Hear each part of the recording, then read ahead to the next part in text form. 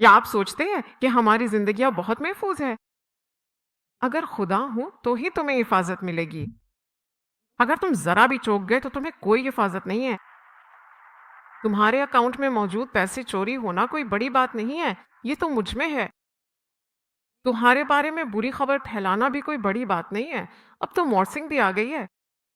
تم کچھ اور کہو گے، وہ لوگ تمہارے منہ سے تمہاری ہی آواز میں کچھ اور کہلوائیں گے، اور وہ تم سے وہ باتیں بھی کہلوا سکتے ہیں جو تم نے کبھی نہیں کہیں۔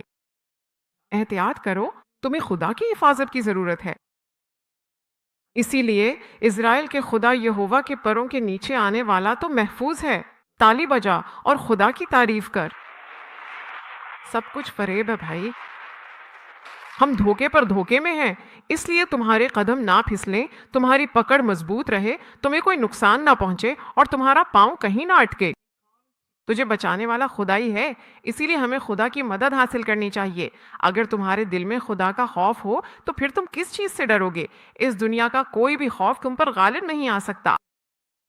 یہ سب مکمل طور پر لطف اور خوشی ہے۔